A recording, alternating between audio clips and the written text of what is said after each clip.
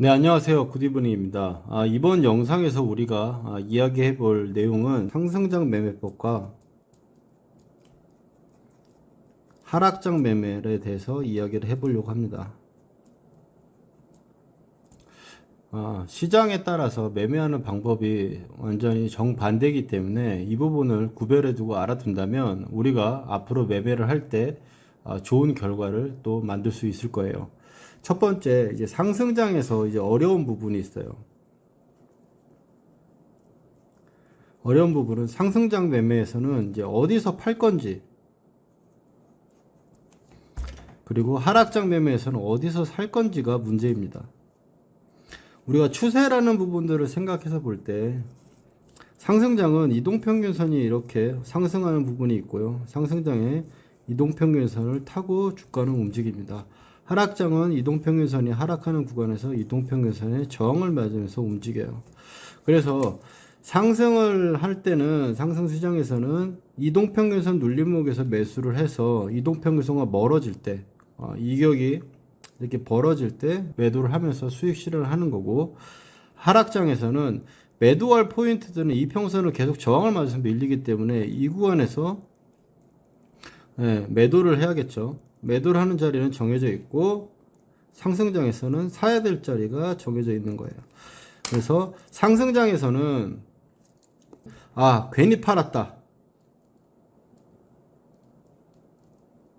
이런 얘기를 정말 많이 해요. 하락장에서는 저때 팔았어야 되는데, 느낌 있죠? 여러분들이나 뭐 다 누구나 겪는 이야기이고 이야기를 많이 하죠. 그래서 이런 식으로 상승하는 부분이 추세에서는 나타나고요. 그래서 상승 추세에서는 이동평균선이 살짝 좀 빠지는 흐름들이 나오더라도, 이렇게 좀 빠지는 흐름이 나오더라도 마인드는, 매수 마인드를 유지하는 게 이 추세라는 부분에 필요한 부분이고, 하락장에서는 이동평균선을 하락하는, 이동평균선이 하락하는 각도를 갖고 있는데 앵글이 하락인데 여기를 돌파하는 흐름이 나온다면 이거 역시 매도 마인드로 대응을 해야 되는 게 필요합니다.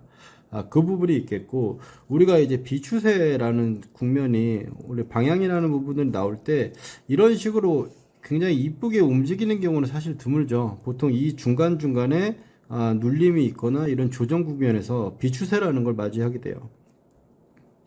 상승장에서는 비추세가 이런 식으로 되고 올라가겠죠. 그러면 돌파할 때 매수라는 부분들을 생각을 하고 매수를 생각을 적극적으로 접근을 해야 될 거고요. 이 저점의 구간이나 이런 부분에서 매수라는 걸 또 생각할 수 있겠죠.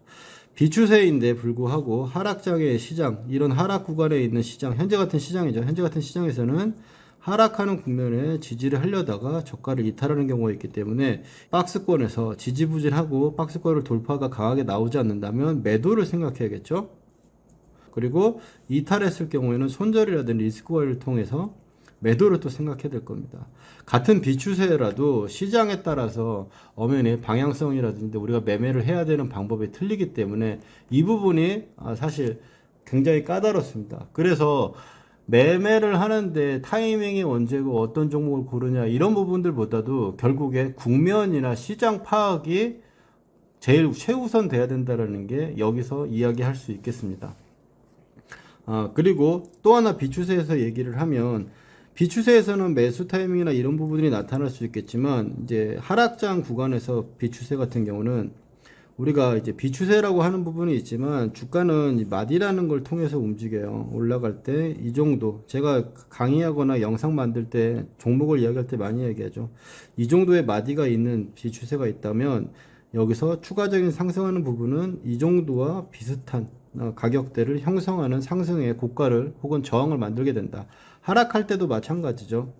하락할 때도 이렇게 빠지다가 이런 마디가 있는 가격대가 있으면, 이게 예를 들어서 뭐 10,000원이라고 보고 11,000원, 여기도 똑같이 그렇게 놓고 본다면 여기는 9,000원이 되겠죠. 그렇다면 상승할 때는 여기서 9,000원 구간에서 만약 매수를 하거나 10,000원대가 돌파할 때 매수를 했다면 우리는 응당 11,000원 정도부터는 저항이 걸릴 것인지 말 것인지 판단할 수 있는 그런 위치가 될 거예요. 그래서 매수의 위치를 본다면 위의 내용과 동일하게 이 구간에서 매수를 할 수 있겠고, 그 부분에서 목표가나 손절가나 이런 부분을 정할 수가 있겠죠.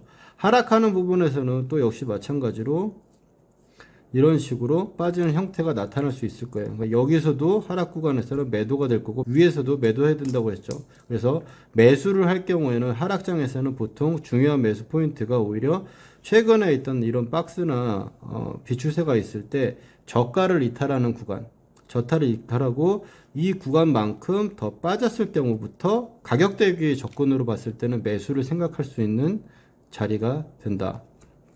이렇게 보면 이거는 정적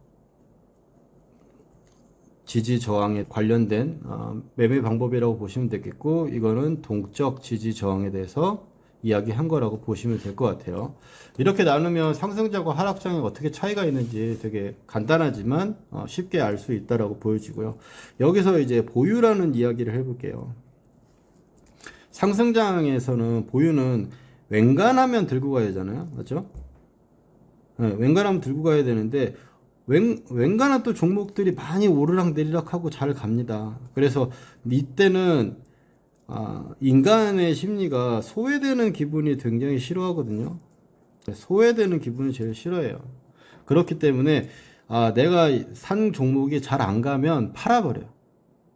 이것도 오르고 저것도 오르니까 안 가면 팔아요. 안 가면 팔고 자꾸 갈아타고 해야 되는데 해서 손실이 나거나 내가 시장은 이만큼이 올랐음에도 불구하고 항상 매수가는 거의 천정권에 계속 머무르게 되는 거예요. 그래서 시장이 지금처럼 고점권에서 빠져서 하락하게 나오게 되면 나는 어떤 대응을 할 수 있는 여유폭도 없는 상황에서 이 고점에 물려가지고 계속적으로 밀려버리게 되는 거죠. 상승장에서는 어느 정도 내 기준점을 갖고 있어서 상승장이나 하락장이나 내 기준에 따라서 매매를 하는 건 똑같은데 기준점에 어긋나지 않으면 보유하는 관점, 엔간한 보유하는 관점으로 가야 될 거고 하락 구간은 다르겠죠. 하락 구간에서 이렇게 하락하고 잘 가지 않거나 지지가 되지 않고 저가를 이탈하면서 만들어내는 하락 부분이 나온다면 엔간하면 팔아야겠죠. 그래서 하락 구간에서는 떨어지면 두 가지죠. 떨어지면 그냥 금방금방 팔아버리거나 그래서 가랑비에 옷 젖는다는 이야기를 하죠. 그게 아니면 여기서 좀 심각하게 혹은 내가 대응하기 쉽지 않게 떨어지면 이거는 그냥 어쩔 수 없이 미필적 고의에 의해 존버라는 걸 하게 됩니다. 그래서 지금같이 하락이 굉장히 깊어지거나 긴 시간이 될 경우에는 이런 종목들은 사실 빠져나오지도 못하거나 그냥 몇 년을 보유하게 되거나 아니면 이런 종목들만 가득 차 있다면 사실 시장을 떠나야 될 거예요.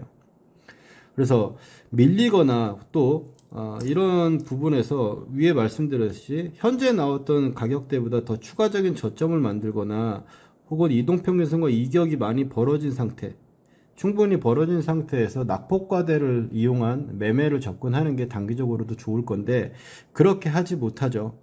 하락 구간에서는 올라가는 종목이 굉장히 특별하게 정해져 있습니다. 그러다 보니까 오히려 상승장에서 해야 될 이 매수 타이밍을 가지고 하락장에서 하다 보니까 자꾸 물리는 거예요. 그래서 하락장은 매수를 여유 있게 분할로 들어가면서 팔아야 되는 거고 상승장에서는 어떻게 했어요? 반대로 매도할 때 여유 있게 분할 매도를 많이 해야 된다. 이 부분이 좀 중요하다는 부분으로 생각을 하시면 될 것 같습니다.